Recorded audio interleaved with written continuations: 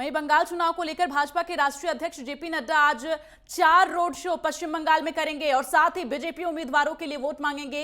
ये राजकुमार चौधरी संवाददाता हमारे साथ जुड़े हुए हैं। राजकुमार, जिस तरह से पश्चिम बंगाल में एक के बाद एक कई ट्विस्ट सामने आ रहे हैं, अब ममता बनर्जी जहां चंडी पाठ करते हुए नजर आ रही थी, वहीं दूसरी तरफ जब मुस्लिम वोट के लिए वो अपील करती हैं तो अब घिर चुकी हैं क्योंकि चुनाव आयोग उनको नोटिस भेजा हुआ 48 घंटे में जवाब देना होगा।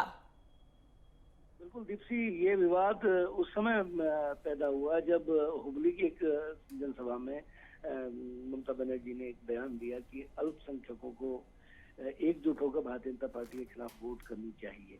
इसको लेकर नकवी जो बड़े नेता हैं भारतीय जनता पार्टी के, उनके नेतृत्व में एक 5 सदस्यीय प्रतिनिधिमंडल चुनाव आयोग के आयुक्त को मिला और उसके बाद फिर एक नोटिस जारी किया गया। लेकिन जिस तरीके के हालात और परिस्थितियां होती आ रही हैं, क्योंकि चुनाव आयोग की एक आदर्श आचार संहिता होती है, उस दायरे में रहकर ही राजनेताओं को चुनाव लड़ना होता है। एक व्यवस्था है, उस व्यवस्था का अनुपालन हर किसी को करना चाहिए। लेकिन जो नोटिस है, इस नोटिस को कई मायनों में बहुत अहम माना जा रहा है। जिस तरीके के जो चुनाव का जो दौर होता है, उसमें कहीं न कहीं वोटरों को अपनी तरफ रिझाने के लिए नेता किसी भी हद तक जाते हैं, लेकिन उसके बावजूद भी कहीं ना कहीं उनके ऊपर एक कैपिंग होती है, एक आदर्श आचार संहिता होती है। उस आदर्श आचार संहिता के रहकर ही आपको अपनी बात को कहना होता है।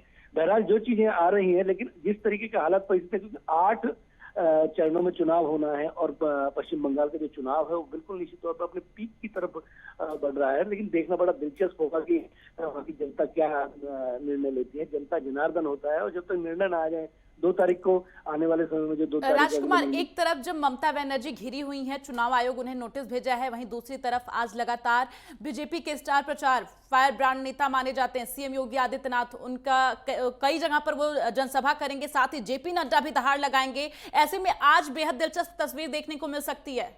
बिल्कुल निश्चित तौर पर, क्योंकि हमें कहीं ना कहीं उत्तर प्रदेश से चलना होगा। मुख्तार को जिस तरीके से पंजाब से लेके आया गया है, उसके बाद फिर एक भारतीय राजनीति में कहीं ना कहीं उत्तर प्रदेश के मुख्यमंत्री योगी आदित्यनाथ का एक कद और बढ़ा है। और निश्चित तौर पर क्योंकि वो हिंदूवादी एक विचारधारा को लेकर चलने वाले व्यक्ति हैं, कहीं ना कहीं उनका एक चेहरा बहुत महत्वपूर्ण है। और फायर ब्रांड अपनी बात को बहुत स्पष्ट तरीके से कहना कहीं ना कहीं उनकी खासियतों में शामिल है। और इसको भारतीय जनता पार्टी के रणनीतिकारों ने समझा है और रणनीतिकारों ने आज जो उनकी जनसभाएं हैं, आज निश्चित तौर पर, क्योंकि आज का जो दिन है वो कहीं ना कहीं पश्चिम बंगाल के चुनाव में एक अहम रोल अदा करेगा। और जिस तरीके का ये नोटिस जो जारी हुआ है, इस नोटिस के आधार के आसपास ही कहीं ना कहीं राजनेताओं के बयान घूमेंगे। और पश्चिम बंगाल में जिस तरीके का जो हालात और स्थितियां जो बनी है, उसके बाद आज योगी आदित्यनाथ कहीं ना कहीं वोटरों को एक सूत्र में बांधने का कहीं ना कहीं प्रयास करेंगे। जो जाहिर तौर पर जिस तरह से पश्चिम बंगाल में राजकुमार भ्रष्टाचार और साथ ही गुंडागर्दी देखने को मिलती रहती है, ऐसे में कहीं ना कहीं आज एक संदेश देते हुए सीएम योगी आदित्यनाथ नजर आएंगे कि जिस तरह से यूपी में अब जो गुंडा राज था वो पूरी तरह से खत्म हुआ है, तो पश्चिम बंगाल में भी जरूर खत्म होगा। लोगों के बीच ये संदेश देने का काम जरूर होगा। बिल्कुल दीप्ति, कहीं ना कहीं, क्योंकि देखिए कहीं ना कहीं किसी भी पॉलिटिकल पार्टी का एक आधार होता है उसका कार्यकर्ता। और कार्यकर्ता, क्योंकि बूथ पे कार्यकर्ता को ही लड़ना होता है, बूथ पे जो एजेंट होते हैं वो बहुत महत्वपूर्ण भूमिका निभाते हैं।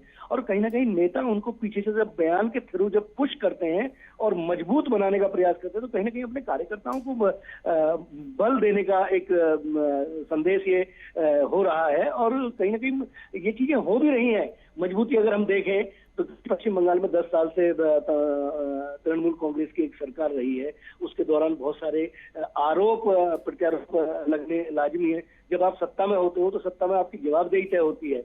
और चुनाव के दौरान जनता ये देखती है कि पिछले 10 साल में क्या हुआ है। और विपक्ष का बिल्कुल निश्चित तौर पर काम यही होता है कि वो उसकी खामियों को उजागर करे। और उसमें कहीं ना कहीं भारतीय जनता पार्टी की रणनीति जो है वो कामयाब होती नजर आ रही है। और कार्यकर्ता में लेकिन राजकुमार, यहाँ ये भी समझना होगा, अगर हम पश्चिम बंगाल चुनाव का जिक्र लगातार कर रहे हैं तो ये भी सवाल उठना लाजमी है, क्योंकि पश्चिम बंगाल के कुछ इलाके ऐसे, कुछ क्षेत्र ऐसे हैं जहां पर विकास का पहिया जम सा गया है। और ऐसे में कुछ लोग ऐसे हैं, कुछ जगह ऐसे हैं जहां पर ममता बनर्जी का सिक्का चलता है। ऐसे में क्या आंकड़ा आप लगा पा रहे हैं कि आने वाले दिनों में 2 मई को पश्चिम बंगाल किसका हो सकता है? निश्चित कहीं ना कहीं ये आपका सवाल बहुत महत्वपूर्ण है, लेकिन क्योंकि भविष्य के गर्भ में जो चीजें छिपी होती हैं उसकी भविष्यवाणी करना बड़ा असम जिम्मेदार लोगों के लिए बहुत असंभव होता है। लेकिन उसके बावजूद भी क्योंकि आपका सवाल लाजमी है और उसका विश्लेषण होना चाहिए।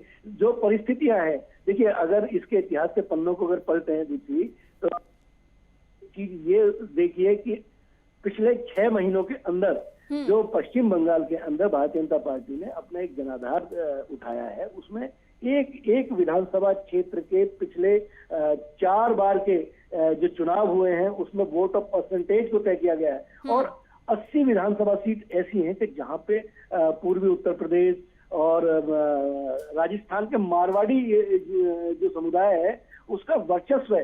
लेकिन कहीं ना कहीं पॉलिटिक्स में उनका मनोबल इसलिए कम रहा क्योंकि उन लोगों को कभी टिकट नहीं दिए गए और भारतीय जनता पार्टी ने इस को बिल्कुल मास्टर स्ट्रोक की तरह किया है। 80 विधानसभा सीट ऐसी हैं कि जो निश्चित तौर पर भारतीय जनता पार्टी अपने खाते में मान के चल रही है।